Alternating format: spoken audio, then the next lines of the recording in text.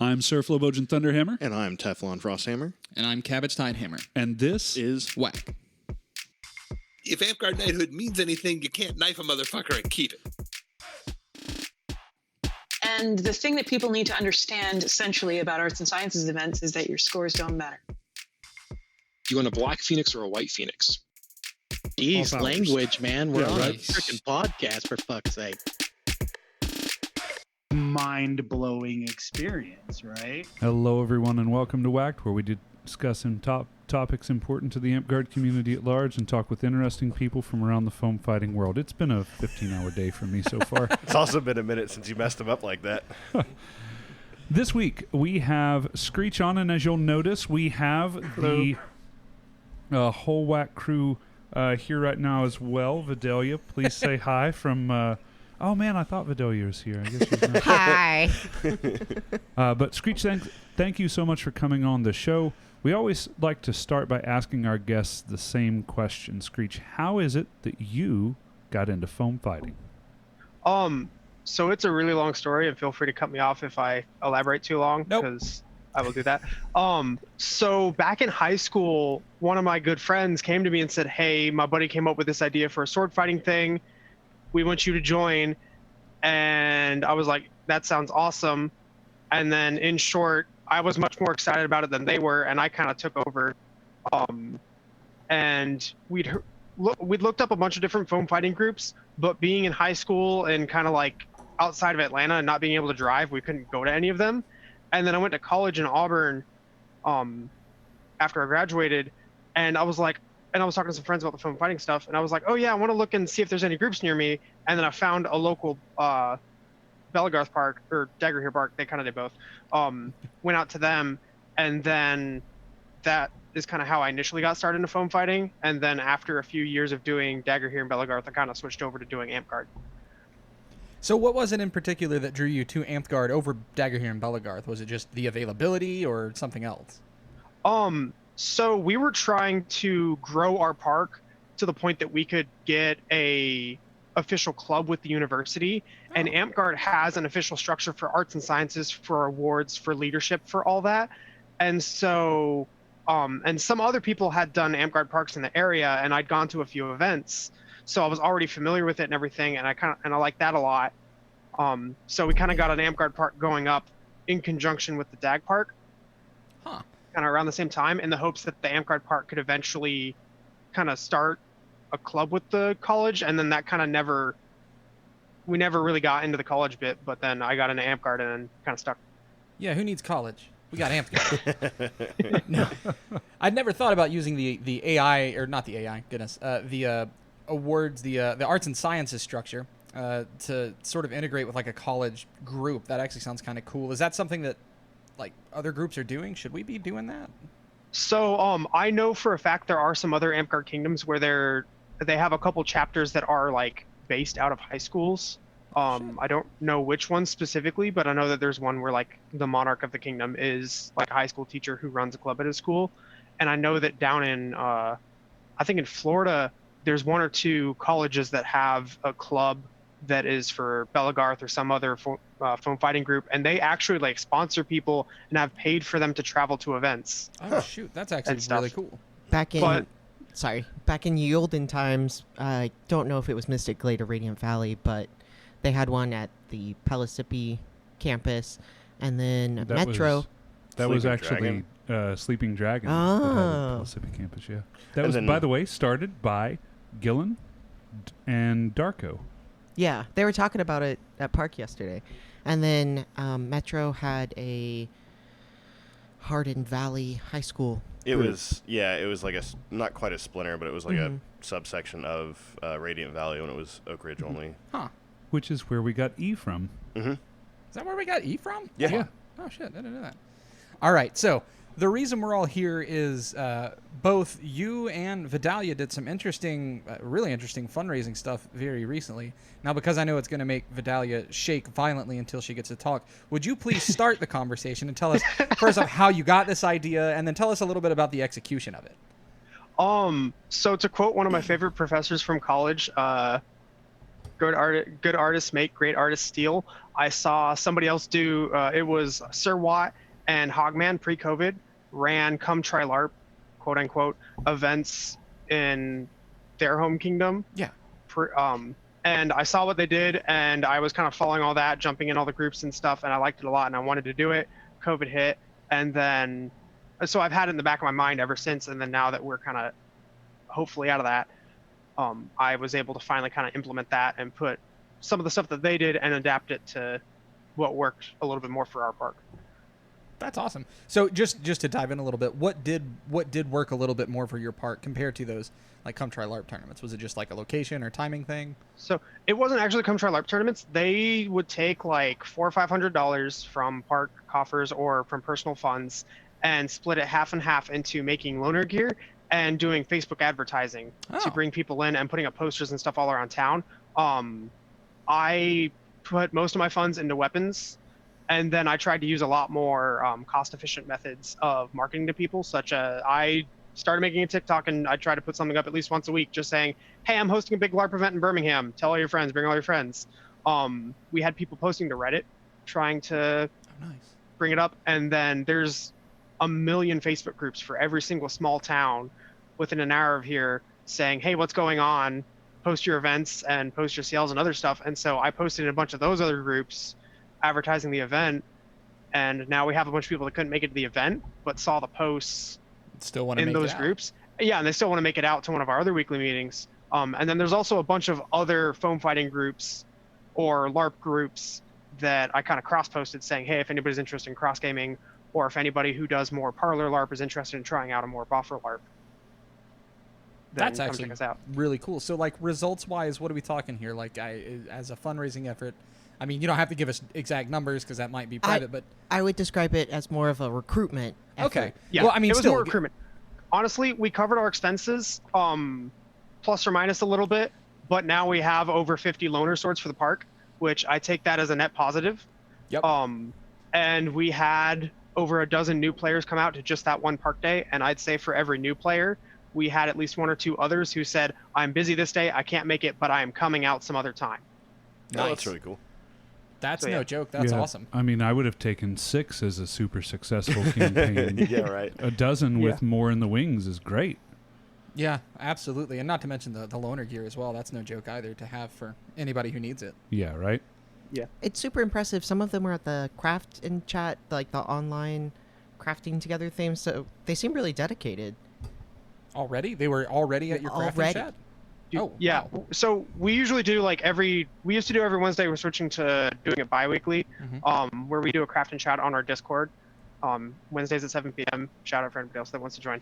But a bunch of the new people hopped into that and they're asking questions about guard. They're asking questions about classes. They're just sponges trying to learn as much as they can. And we're trying to not overwhelm them, but we're throwing as much as can stick. Right. Sometimes it's kind of like drinking from the fire hose. Like you think you want to know everything, and then I give you everything, and you're like, okay, hold on. I gotta digest for a minute. Yeah, exactly that. We'll put links to that Discord down in the... Yeah, shoot us a link. We'll put it in the show notes. Yeah. Cool. Yeah, I'll send y'all a link. So one thing I wanted to talk about was we had a very funny conversation talking about targeted advertisements. Oh, no. I know where this is going. Do you feel comfortable sharing that with the class? Yeah, I didn't know if this was a... I didn't know if that was something that could be shared on here. Yes, absolutely. Yeah, it yeah can. Totally. We have an explicit rating. We're fine. Okay. Someone literally says fuck in our intro, actually. Yeah. If the explicit rating wasn't enough, you get 10 seconds in. So yeah, tell us about this, because I've heard a little bit about it. Tell us about this targeted advertising you did. Vidalia, do you want to tell the story of the conversation? Because I think you tell it better, and you're the one that kind of said it. Okay. So Screech was doing these targeted advertisement campaigns, and he was talking about like which subgroups that would be most appropriate to market to, and we were talking in the Craft and Chat Discord, and I cracked a joke like, can you target MILFs? And so because they bring snacks and Listen, me and Jay have already cooked this one up, so like this is not new territory. No, by he the doesn't way. know that Milfgard isn't my idea. You can't tell him I stole it. Okay, so can you target MILFs? So, yes, you can target MILFs, and I can't believe that's a phrase that's coming out of my mouth. So That's you gonna be can in the go. Oh no! There we go. Why is that my contribution to the greater Amtgard community? Hey, Yes, you can target MILFs. So, with marketing, there was actually somebody who, a long time ago, before Facebook changed their stuff, made a targeted advertisement that only went to their roommate. That is how specific you can get with it. But you can say, like, I want people who... You guys are fucked. yep. You can say things like, I want people who probably have children. I want people who follow different parenting things. I want people who put their relationship status as single. I want people age, I don't know, like 25 to 45 or whatever your target range is. I'm liking what I'm hearing so far. So, fun fact, I did run a couple Facebook ads, and as a joke, I put like $5 into one specifically for Vidalia. Excellent. How many MILFs did we bring in? Yeah, the question becomes, did you get any any MILFs to show up? Were there any brownies that were brought out to your to your Oh, no, event? it's the No, good gummy orange slice. slices. We did have man. brownies brought out to our event. Okay, then yes, we got MILFs. Yeah. On a more serious note, what demographics did you actually use for... Yeah, for anyone who wants to do this in the future, what demographics did you choose? Aside from MILFs, which is the most important. So usually we want to target like young people, various nerdy interests, a lot of stuff. Like you look at your current players and say, what are these people interested in besides Amtgard, and then kind of use that to kind of pull them in. I also know there's a lot of people who are part of the LGBTQ community in Amtgard, and so that's something that can really kind of help single out and like people that follow those kinds of pages and other things, or follow pages and other stuff associated with that. And you can specifically market your advertising to include that. That's cool. Sorry, my I cat mean, just knocked me down. I have two cats. I get it. No, I mean that's interesting though, just because I would not have thought to specifically target people from that specific community, but it makes sense. Amtgard is a safe community for those people to come. We try to make it an open and inclusive space for everybody. So like that's actually a really good point. I would not have thought to do something like that. Yeah. We're all looking for somewhere to belong, right? Yeah. Something else I actually did along those lines. So we made a bunch of loner shields kind of before the event, and I wasn't able to pop as many as I wanted because I was focusing on swords. But one of the loner shields that I made a custom pride flag cover for it and put that on it so that it's out there and visibly displaying, and so then people who aren't necessarily inclusive, who are coming to the same park to do other stuff, they see that and they're like, they see the pride flag and they think, I don't want to be near that because I'm not an inclusive person. But then people who are inclusive see the flag and think that's a place that I can go, and so it kind of helps filter out people. Bit of an automated pre-screening. I like it. Yeah, it's a good point. It's smart. And then one of my players gave me about another half dozen various pride flags to make more shield covers, and I have those sitting on my workbench to work on. Oh, that's cool. Nice. So Vidalia, your knee has been shaking so wait, hard. Wait. I have a couple more questions along this line. So just stay there. Keep shaking. I'll continue vibrating. Yeah. Yeah. You have a concrete floor, and I can feel it in my feet. Yeah. And we don't talk about this very often. We're in my garage. This concrete floor, this is about 24 inches of concrete right here because I was going to have a really heavy truck on it before it became a recording studio. So my question for you is this. You mentioned you've run some ads. Some of them were targeted at MILFs. You made some swords. You've made some shields. What happens the day of? Had you already pre-planned out some battle games to do? What kind of activities did you have planned to do once everybody got out there? Yeah. So I planned and I posted everything ahead of time. Like the first thing I did when I made the event was I put up a tentative schedule of everything. It was volunteers show up at around 10 to do setup for everything. Sign-ins start at 11, and so does weapons check. Ditching at 11:30. Kind of like welcome and first battle game briefing at around noon. and then just kind of the other battle games going after that. Okay, and follow-up question to that, and I think that this might be more important. How did you decide which games to run, knowing that you may have a lot of new people out?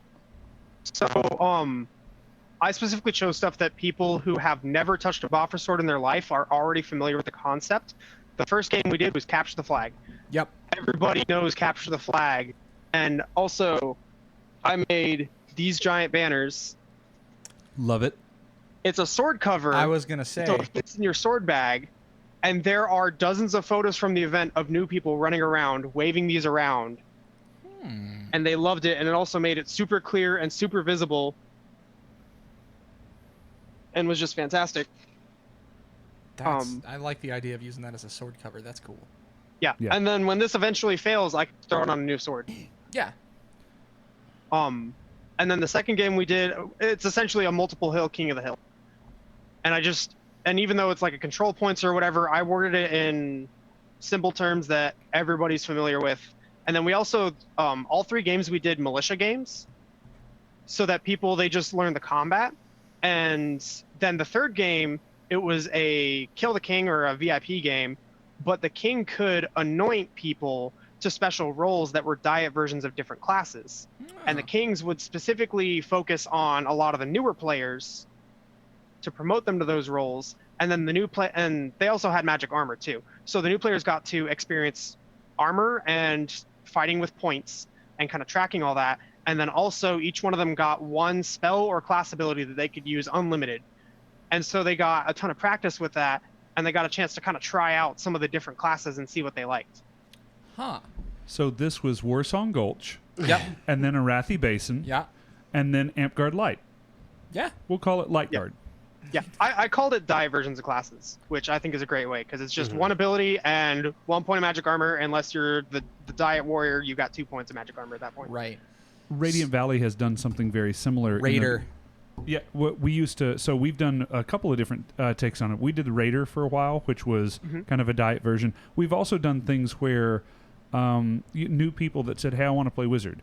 They got an index card that had 1 or 2 spells on it, not first level spells, just whatever we thought sounded really fun. Like they got an Ice Ball and Shatter, or Icy Blast and Shatter, or whatever. You know, it was just anything that sounded kind of cool to put together, so that they got a flavor for what that class could do. So I super dig what you got going on there.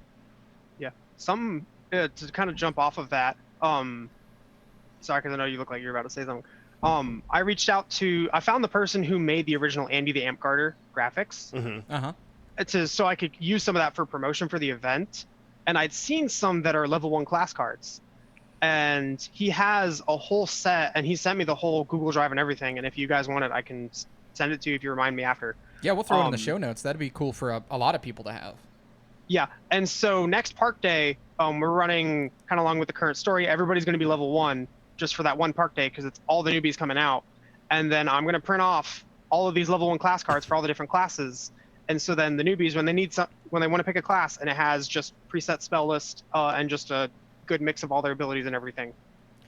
So with the diet classes, I'm really curious to know, was there any one particular class that people liked the most? I think it really depended on the player. Fair. There were a couple like DAG cross gamers that when the teams really wanted to push, they were like, okay, you're getting Diet Warrior. Makes sense, yeah. Yeah. And usually what each team did was they gave one of the Diet Warriors essentially to one DAG player, and they were like, okay, you're bodyguarding the VIP. Right, yeah, you're a bullet sponge here for the king or whatever. Yeah. But I did see a lot of people running around as the Diet Wizard, just pointing and just shouting at people to make them do something. Nice. Was a lot of fun, because I did it off of chess. I had the king, which was the VIP. I had the queen, which was Diet Rogue. I didn't see a lot of people using their abilities, but that's also something that as a Reeve, it's harder to pick out using that ability compared to others. Yeah, unless there's a weird interaction, you usually don't notice it. It flies under the radar. Yeah. And then we had the knight, which was the Diet Warrior. I saw that one get used a lot. And then we had the bishop that was Diet Healer, just unlimited swift heal, which did see a couple people using that to pretty good effect. Nice. and then the Rook was Diet Wizard. Nice. Okay. And which class did the MILFs choose most commonly? I think they were all busy at our bake sale. Because we did Obscure Unloved coordinated a bake sale to kind of also do fundraising on top of it, and then also have refreshments and snacks and stuff. Oh, that's really cool. We should have a bake sale at our park. Just a bake No. sale. No, we tried that. Always Don't have a you bake remember? sale. Yeah. We tried that when we had the ANS competition that was just like cookies and desserts and stuff, and everyone got That diabetes. was a good day. Oh, no, that's where Quan came out and gave all of the casters like these super hard candies right before the battle game. so that they couldn't talk. So I'm playing a bard, and I've got the world's biggest gummy bear, or the world's biggest hard candy in my mouth, and I'm like, Yeah, sorry, I can't understand you. I'm not taking that spell. yeah. Smart move on their part. One thing, while we have the Monarch here as captive audience, do you want to give your crew a shout out? Whose crew? Your crew. What crew? Screech, who ran your event. Oh, that crew. You did awesome work. Obscura did the bake sale. Not to put you on the spot, but So I actually have the budget file that I tracked all the finances and stuff in, and then I put another folder or another tab that's just all the post-event awards. Oh wow! And I'm up to 33 right now. But a couple. Hey, they're That's a duchy. They can give out a lot of them. They can give out a lot the sad thing is a lot of the people who helped are like high up on awards, and so it's like, you stop that. I want to give you something. Yeah. Shout out to Greymane and Yui Bright Flame. They drove 5 hours one way to help the whole event, That's awesome. That's and they amazing. didn't crash for the night in Birmingham or anything. That's insane. Yeah. Like y'all mentioned, Obscura Unloved. She handled like the bake sale, and that went super smoothly. She did an awesome job with that. This is someone who's not known a lot to the greater Amtgard community, but I want to give a huge shout out to Fergus Countertorque. He came over to my house on a Friday night. I was hosting a craft night, and Park was the next day. And this new player has never made a sword in his life. I taught him how to torque wrap, and I'm not the best at torque wrapping. And I swear he is probably about the best torque wrapper I have ever seen. And over half of the swords that were made, and we made 92 swords. Damn. He torque wrapped over the course. So he came, and then we were hanging out and having such a good time, and then we just decided, you know what, if you just want to crash here in my guest room, that's fine. And then I pulled to Park the next day, and then he came over again and helped me build after Park, and then left Sunday morning. Jeez. Nice. And I didn't know that with my title I could take a page because I'm belted under Obscura Unloved. Mhm. And so I went up to her at Park and I was like, hey, we need to get this guy in our belt line, but I can't take anybody. And Obscura's like, you can take someone with your title, right? And I was like, what? And she's like, yeah, I actually had my eye on him. And then I told her about him making a bunch of swords and stuff over at my place, and then we kind of pulled him off to the side, and he was super ecstatic. Oh, that's awesome. And so That's I really took cool. so I took him as my page now. And his belt, for those that don't know yet, is actually just a piece of noodle that's been torque wrapped into the shape of a belt. The utility belt. I see. Yeah. I see. Yeah. Other award shout outs. Huge shout out to Littlefoot from Roaring Plains. He's a former DAG fighter I'm super close to, but he was just doing tons of stuff to help new people. Instead of just saying like, no, I'm not going to take that, he would tell them like he would take it, but then say like, hey, here's how you properly do it, or he would walk them through properly doing the spell and then take it. And then there's also one point during a battle where he essentially called back his entire team because he realized the other team wasn't ready yet. They hadn't given out their sashes Oh, nice. quickly for the diet classes, compared to his team his side had done all that beforehand. So he was just like, okay, if you have a sash on our side, everybody come back. I had a couple local players who did a ton for the bake sale. Korin Shinkagi, I probably butchered his field name, I always do. And then some of their family also, who don't come out and fight, but I've been trying to get them to come out as non-coms. They brought a bunch to the bake sale. That's cool. But yeah, and then Mama Bear, who's also my mother, came down and spent the whole weekend at my place and let me borrow her wheelchair van to transport 92 swords. Nice. I was about to ask, how did you get 92 swords to park? But yeah, my tiny little four-door sedan does not hold 92 swords. You're not trying hard You're enough. not being creative enough.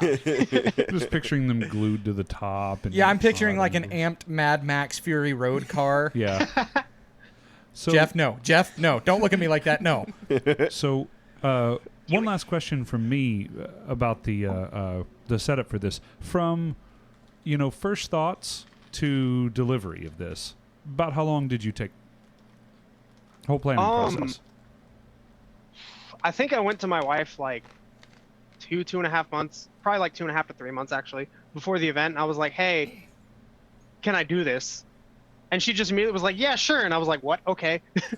I was expecting some like iffiness, some conversation. And she was just like, yeah, go ahead and do it. And then I wasn't even in the monarchy at the time. I was just a normal player saying, hey, I want to help put together a recruitment event regardless of if I ever get, no, I was in the monarchy as GMR. I wasn't the monarch. Sorry. But yeah, I was. My big thing with asking is this, and this is a roadblock that a lot of people run into. I know Cabbage has talked about this before on the show. 99% of the time we defeat ourselves because we either start overthinking things, we worry about what's going to happen if we fail. The absolute best thing that you can do is get over yourself and do it. It's your first attempt in learning. You gotta take the Shia LaBeouf approach. What? Just do it. Oh, I don't know internet. I forgot about that. Oh, no. Big boomer energy. Okay, you got to take the Nike approach. Okay. Okay, yeah. No, I get it. Yeah, that yeah, translates. okay, That tracks, yeah. So what advice do you have for someone who either wants to do another recruitment style event or someone who's just kind of looking to get their foot in the door with recruitment? Two big things. One, set your goals high, knowing you're going to fail. I said, I'm going to try and build 100 swords. And I was like, you know what? If I fail and only go halfway, I'll build 50 loner swords. And those are 50 loner swords my park does not have. And into it, like, I was nervous as heck. I was a wreck. If you talk to Laryl, she will tell you I was a wreck going in, leading up to the event. But I kind of went in like, worst case scenario, I host a fun day event and get to see a bunch of my friends. Best case scenario, we get a bunch of newbies and a bunch of people visiting from out of town, and the park grows and it's super awesome. And then the second thing that I wanted to touch on is like false confidence. I don't know how to put it other than that. Before we hosted it at our main park, I was trying to host it at another park that I wanted to move our park to. Right. And I had reached out to the head of like events and parks and rec for the local city. And I hadn't gotten a response. And finally, I just straight up put on like a suit and walked into their office and just name dropped them and said, I've been trying to reach this person about an event for a 501c3 athletic nonprofit. You say 501c3 athletic nonprofit, and then they're just mind blown. They love it. Mm-hmm. And like, I just walked in there and I just put on this like face of confidence. Yep. And talked to these people, and I got a bunch of stuff done, and I was just super kind and polite and everything. We didn't end up going with that site, but that kind of helped me a ton throughout the whole process. So, funny story about that. I'm going to echo the false confidence thing here. It is absolutely true. If you act like you are supposed to be there, people just assume you're supposed to be there. It's the classic clipboard thing. This is what I was about to say. Do you remember Chachi? Oh, God. So that guy used to be my roommate for a while. So an old Amtgarder who doesn't play anymore named Chachi, him and I, God, we should have been arrested. we at one point decided... You're not going to incriminate yourself on the air, are you? This is Again. so past the statute of limitations, and that mall's closed anyway. So what happened was we, for whatever reason, had got it in our heads that we wanted to go steal the photo booth that sat out in front of the movie theater at our local mall, East Town Mall, for anybody in Knoxville. We decided we wanted to do that. So we put on orange vests and clipboards, and we walked in with his truck and just took it out on a dolly. The movie theater employees held the door open for us. No one asked questions, nothing, because we looked like we were supposed to be there. And so we were supposed to be there. So if you do just take that Social false engineering at its finest. Yeah, I mean, if you take that confidence narrative, right, if you act like you're supposed to be there and you convince yourself that you are supposed to be there, 99% of the time you're going to get something done, crime or otherwise. Well, and I'll say, too, though, we've been referring to it as a false confidence here. I really think, Screech, that's just part of who you are, right? You are capable of that. You might not have believed yourself capable of it, but you are the type of person that said, no, I'm going to get this done, and then you worked out how to get it done, right? Yep. In your case, it was putting a suit on. I've seen other people say, no, I'm getting it done, and they just started making phone calls until someone picked up the phone and got a hold of him. It takes on a lot of different forms, is what I'm saying, but I think that we're all capable of quite a bit more than we give ourselves credit for. Hell, I put on a fancy tunic and decided I was going to be Monarch. To varying degrees of effect. Another thing that you pointed out there, though, that I do want to kind of harp on, and that is you have to convert the language to something your target is going to understand, right? So when you had to go talk to the city and you put on your suit and everything, you mentioned, we are a 501c3 nonprofit sports organization. And that's really important because I'm going to call out Vidalia. Oh, my God. I have heard Vidalia get on the phone with event sites, and she'll go, "Hi, my name's Vidalia. I'm with Amtgard. I am the Prime Minister of the Kingdom, and we want to book your event site." And they're like, "What the fuck? Get out of did here, you crazy just lady." say?" Yeah, they're like, "I don't know what crazy person just called us." So you really do not. I have my plug on lockdown. Hi, I'm Lauren Darby. Yeah. I'm calling with a 501c3 nonprofit called Winter's Edge of Amtgard. I wrote that script for her. That's not we true. workshopped that to hell and back because, I mean, legitimately, if they don't know what you're talking about and they can't relate it to anything that they know, they're going to look at you like you're crazy and send you the other way. I do say boffer too much. They don't know what that is. Yeah, I mean, the big thing here is we have a lot of colloquial language that we use that you cannot use when you're talking to, we'll call them normies.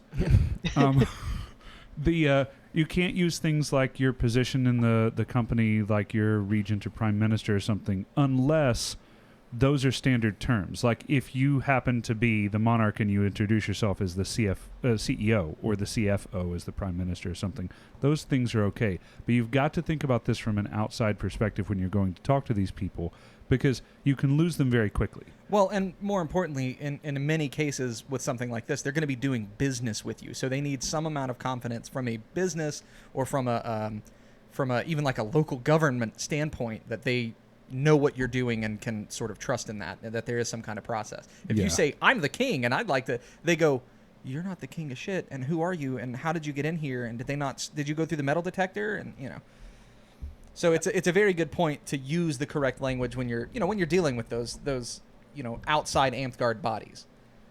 Yeah, agreed.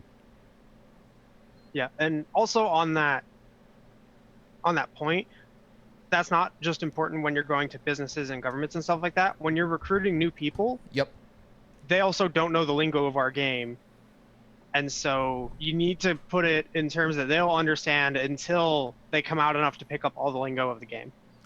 Yeah, as a matter of fact, any of our viewers out there, whatever pitch you use when a new person walks up, whether that be, it's kind of like live action D&D, which I've heard quite a bit, or anything else, drop it in our comments. I want to hear what you use to, what approach you use when you're talking to new people. Yeah, fair enough. Do we want to turn it over to Vidalia, or do we want to make her wait a little longer? I can feel her knee. It's coming through the chair. I was really hoping to wait until there's only 5 minutes left and go, "Oh, we don't have enough time." Yeah. Okay, so Vidalia. Yes. What'd you have for lunch today? God. You recently did a fundraising event for Radiant Valley. Please tell us how that went.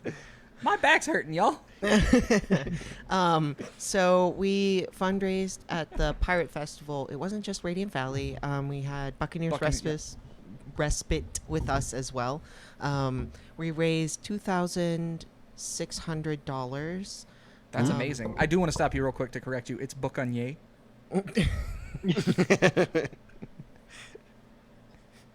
Go ahead. Do we have? Are they French pirates? Yes. Buccaneer is a French term. Are we? Is that Friars? Buccaneer is French. No, they're the Pirates of Penzance. Oh. All right, Vidalia, continue. Anyway, And we had 17 volunteers across multiple parks show up to help us volunteer. We ended up working 5 days with over, I think we got around 3,000 people in and out of the festival. And we were the sole non-acting, non-vending staff for the event. So rewind it for me just a little bit. First Sure. off, how do you discover this as an opportunity, and then how do you get us into that? Well, pre-COVID, I don't know if you remember. I'm sure Nope. you do. Nope.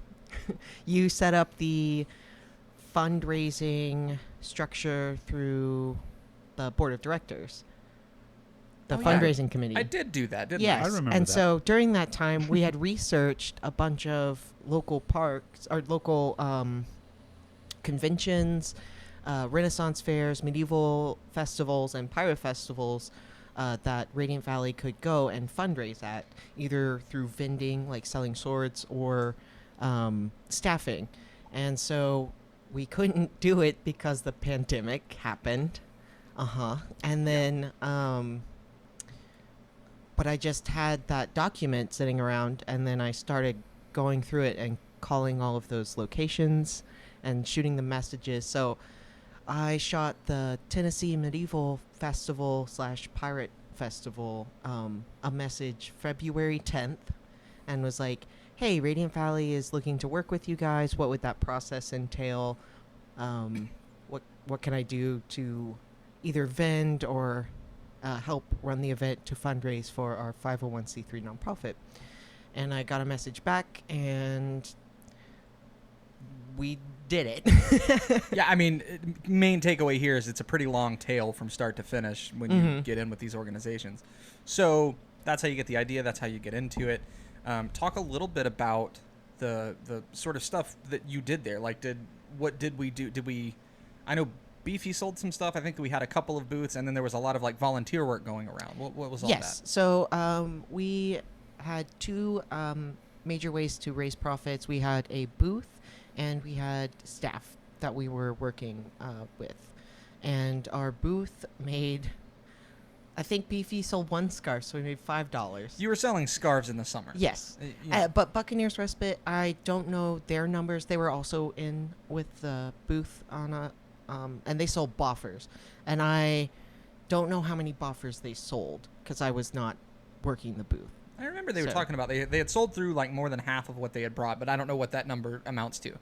But And they had managed to raise a tidy profit. Before anyone asks why we were selling scarves, and this is important when you're learning about some of these organizations you may be fundraising with, this particular one had it set up to where there couldn't be competing vendors. Is that right? Correct.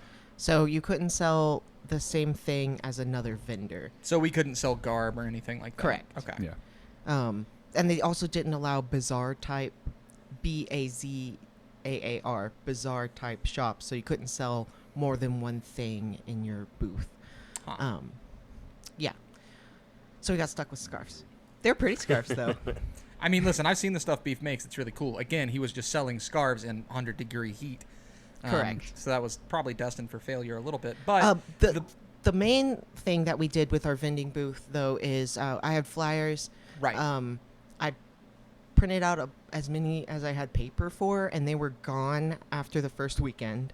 And then we just left one on the clipboard, and it had a QR code. So after that, we would just tell people to scan it. And so we had a 2,000% increase in our Facebook page viewership during the 2 weekends for the Pirate Festival. And we also had 22 new members join our Facebook group. So a 2,000% increase is 22 new members, or what does 2,000% increase roughly look like? Because I know it's probably like 5 people. Well, this is because that's a very astounding number until you put it into Sure, perspective. I think we had probably 700 views at one point. Okay. The reason I asked is not to break your number and make it look bad or anything, Sure. but somebody looking to do this for themselves might go, we can't we can't house 2,000 people at our park, and like I want it to be very clear that's not. Oh man, but if you could think Bro. about it, Yeah, you'd be a kingdom tomorrow. Like you'd be 4 of more them. than a kingdom. You would eclipse, I believe. You'd be 2/3 of Amtgard's total population if you got 2,000 at a park. So I don't know how many we actually have. That's a made-up number. I think it was like everyone. 8,000 at the last census, but Is it? Don't quote me on that. So we also had people working staff. Cabbage was one of our staff. Is that what I was doing? Yeah. Fuck, I thought I got thrown under the bus. Yeah, I was working the ticket booth. I had no idea I was doing anything for the park. That's cool. No, you raised money for the park. You're You welcome. individually raised $150. You're welcome. Congrats. I just thought I was getting roped in to go to the Ren Fair, and I When got... are we going out to eat, man? Yeah, right. Never. I don't know. So okay, so that's the other thing is, and I guess I was a part of that. People were volunteering as well. So like people would run the booth and then they'd run around and volunteer. Yes. And so the volunteer stuff also paid, I guess, or did Yes, that just get they us into paid the... us $50 per person per day. Shit. Yep. Hey, I want to throw it back to you for a sec, Screech, because you were talking about a lot of the volunteers that you had as well. You were giving them shout-outs for some stuff earlier. What process did you go through to get volunteers? So I posted to the event and also kind of talked at park, and I think I did make one post to the kingdom. And something I did that I think helped a lot when I was trying to get people to reeve or help with other stuff is I didn't ask them to commit their whole day. I said, hey, I just need you to reeve for one battle game or be an NPC for one battle game. And so then they still got to enjoy the rest of the day while volunteering a small amount of their time. Because there's a lot of people who say, hey, I need you to come help me run this event. They then don't want to come to the event because they want to go and they want to play. They don't want to, like, they may have just been super busy and done a ton of volunteer work in office or whatever, or helping their local park even if they're not in office, and they're traveling and they want to have fun while traveling. It's a lot to ask somebody to give up like one of their weekend days to essentially do more work. Yeah. Through the Pirate Festival, if you volunteered one day, then you would get in the next day for free. We ended up having 14 comp tickets outside of our staff that they also donated to us as like a little tip. But most of our volunteers actually turned down going in for free so they could keep working, and it was very sweet of them. So in you know, just like we gave Screech the chance to give the shout out there, is there anybody you want to comment on, you know, is doing a particularly excellent job volunteering for this thing? so many people. All right, you heard it, so many people. If you weren't mentioning that, then go fuck yourself. So we have Dawn Starlight, we have Darkmoor, Beefy, Beefy, Bubbles, Nemaine, Morgana, Rowan, Wolf's Blood, Babs. She has a different Amtgard name, but Babs is in it, and so I only remember part of it. But Phoenix, Josephine Caradoc, Pickles, you. Sure. Onion. Yes, I was there, obviously. Vidalia was operating as the resident slave driver of the event. Management is the term that I prefer. Right. Well, it was a pirate festival, so you know the official title was slave driver, unfortunately. So okay, so you get us into this thing. I apparently helped. You get us into it. The thing goes off. You said it was over 2 weekends. Yes. So did the people from Buccaneers Respite drive up twice, or did they stay in town somewhere? They had camping on site for volunteers. Oh, that's cool. Yeah, you could camp in little tents. They had a solar shower and a campfire and that sort of thing. So Buccaneers Respite stayed there. How very pirate of them. Yeah. Okay, so give us I guess like a lessons learned. If you were going to do this again, or if somebody else wanted to do this for their local group, what advice and wisdom can you impart? Yes. Wasn't a yes or no question.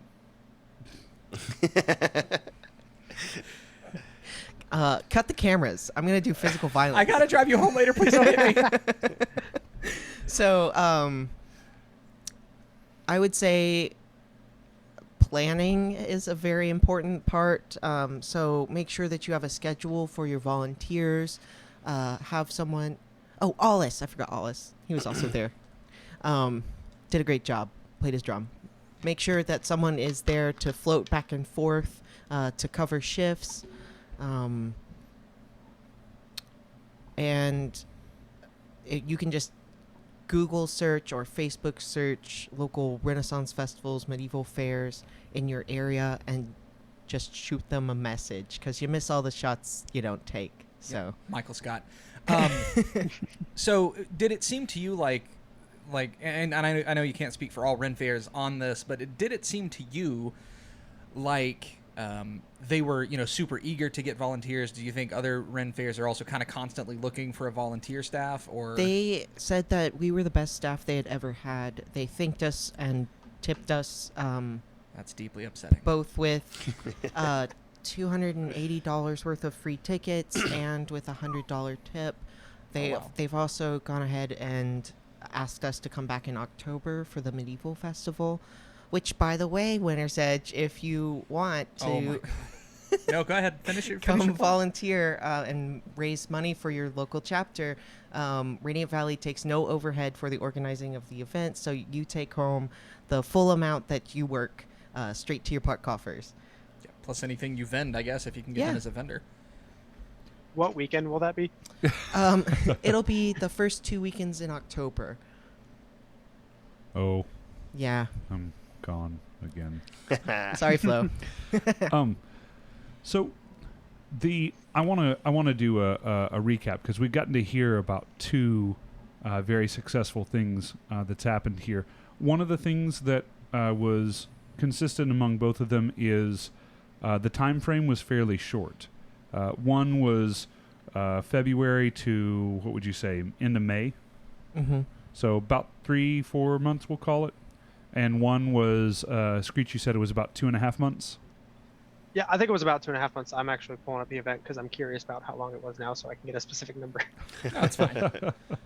But the big thing here is, I think a lot of us have these ideas, these moments where we're talking to our buddies, we're in the car, we're out at the park, and we say, wouldn't it be really cool if we did this?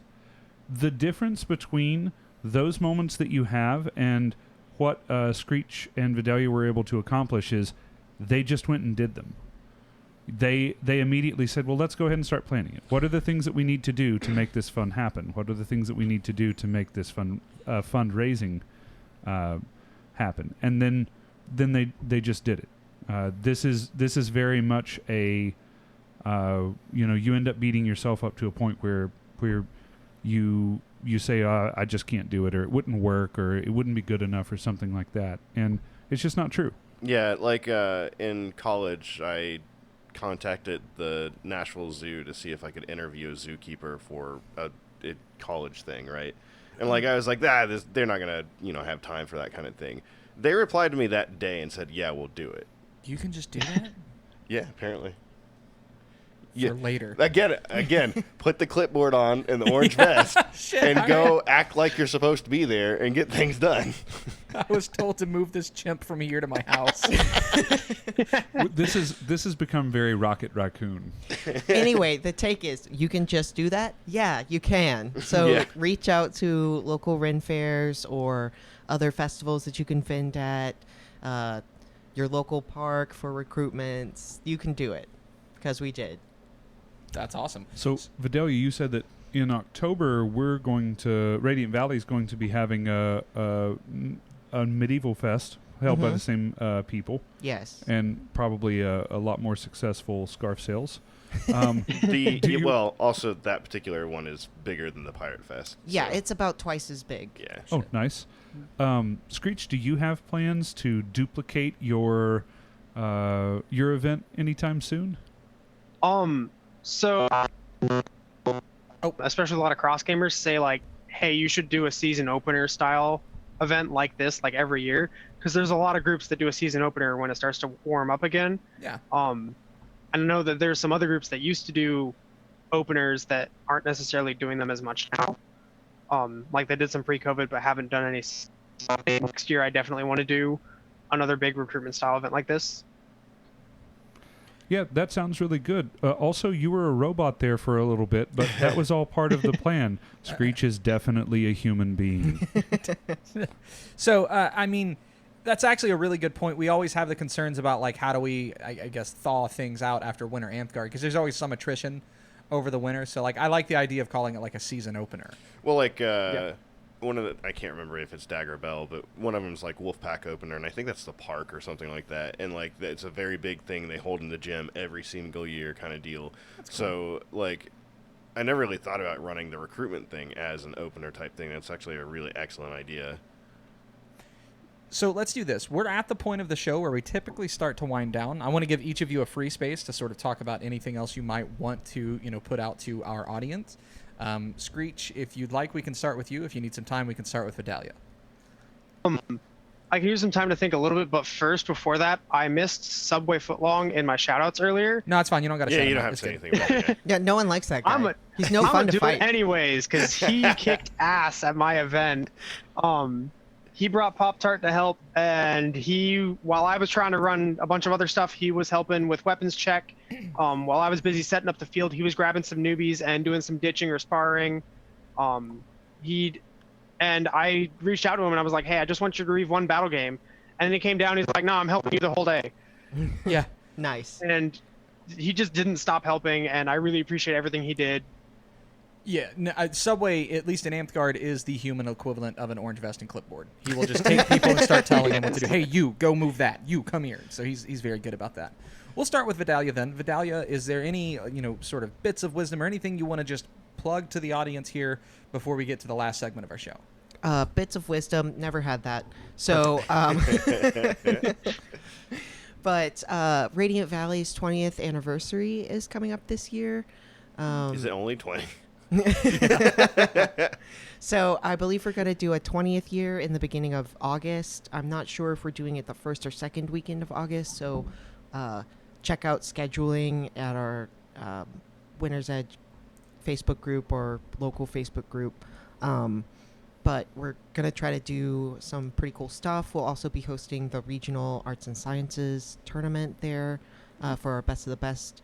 And we'll probably do a fighting tournament as well. So we're going to have a bunch of really cool stuff. Going back to some of the parks that Radiant Valley used to play at. So we'll be adventuring a little too. And it's going to be fun. It's going to be a good time. And I want to see everyone there. All right. Screech, we're going to take it back to you. Anything you want to plug before we get to our last segment? I guess just a couple tips and advice and things that I thought of that I didn't get to touch on earlier. Yeah. Having one thing that we did was there was another park that we were considering moving to, but we held 1 or 2 fighters practices there on off weekends, and we had a lot of people walk up and say, hey, what are you doing? Like, this looks really cool. And we actually had one where over half the people that were attending were new players that hadn't joined us before. Nice. And then we saw most of them back out at the Come Try LARP Day. Nice. And then also, when trying to go and recruit, don't, just go where any nerdy or weird people are.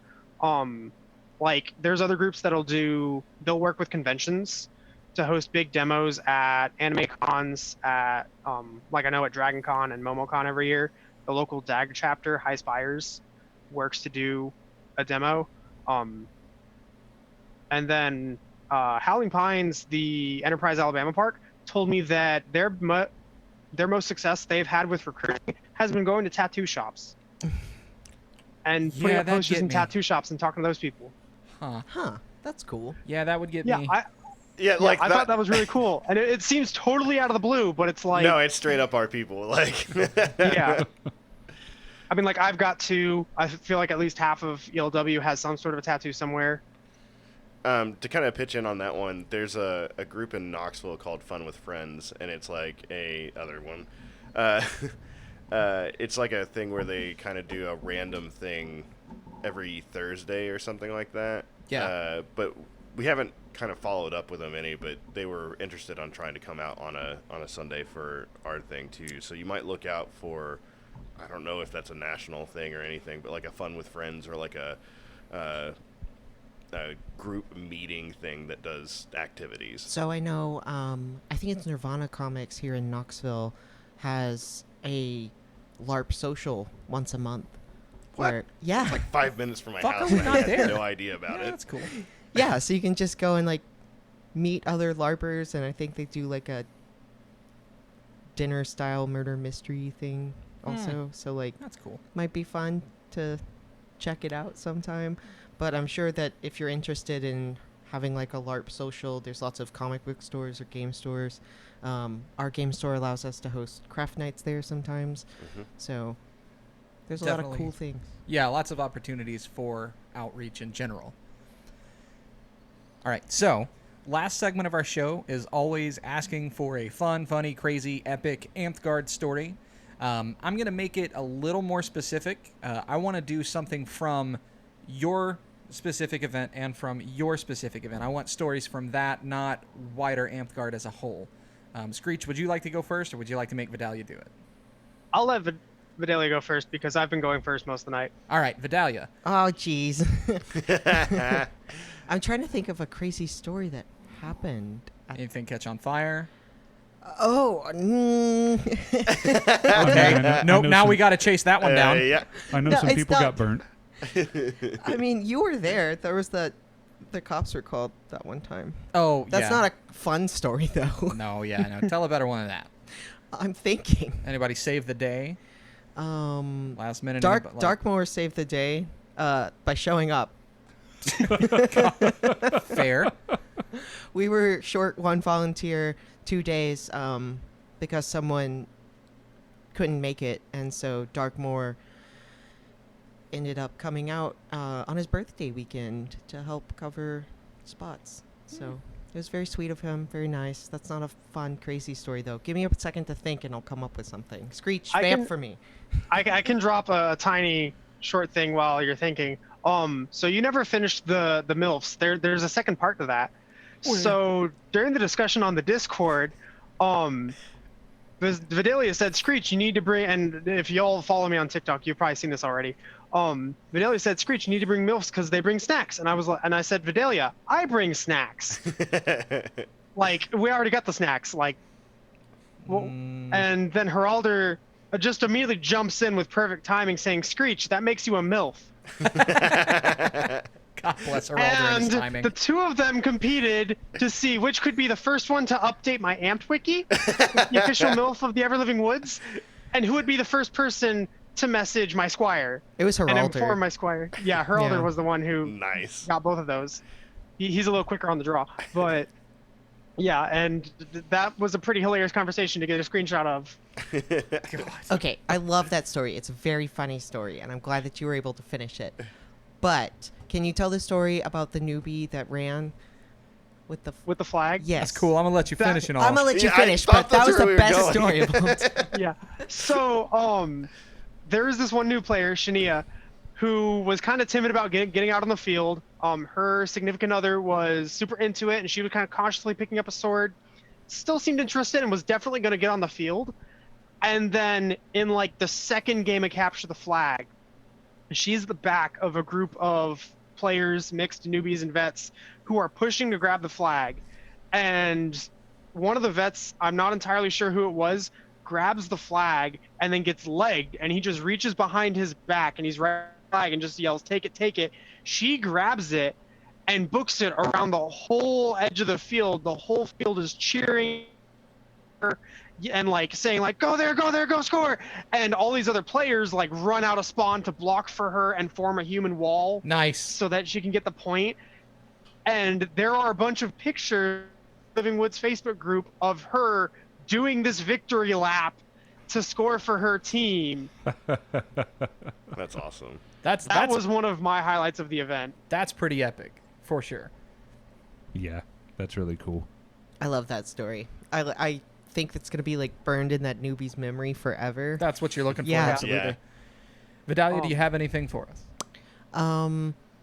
Alice was at the event, and he has that drum that he always carries around, you know? Right. And so the entire time he was working, he was playing the drum. And so, like, he would go up to the, like, music people or whatever and just, like, join in and play the drum with them to the point that, like, they thought that he was one of the, like, street actors. Clipboard. Telling you. And so Alice, the first day he was out, he was the only person with a drum, and he would play. They have this thing where all of the street actors come together at the end of the day, and we would all sing pirate shanties. And so he would come and he would play the drum for that, just unprompted, learned their songs off the top of his head, and then he went home and YouTubed the musicians that were there and learned all of their songs and like how to do the rhythm beat and then like the fills and everything, and then came back out the next day and brought extra drums for people to play, and he was super cool, just fit right in. Like, it was awesome to see. So That's pretty cool. I didn't get to Give this man an go. award. yeah. Right? I didn't get to go, but I had kind of forgotten that this was a pirate fest. Was there a whole lot of Wellerman going on there? Yes. Yep. Just an inordinate amount of Wellerman. And then the other person that I really want to give a shout out, is What? I don't know, you looked exasperated. No. Is Rowan. He worked the gate, so where people would give them the tickets after they bought them from Cabbage. So, and he worked the gate in character the entire time, 8-hour days, 5 days, because it was one weekend was a 3-day weekend, to the point that like he was starting to lose his voice from doing the pirate accent so much. And he said it was super important to him because it was the first impression that people get of the festival. Mhm. Like he was the person setting that expectation at the door or whatever.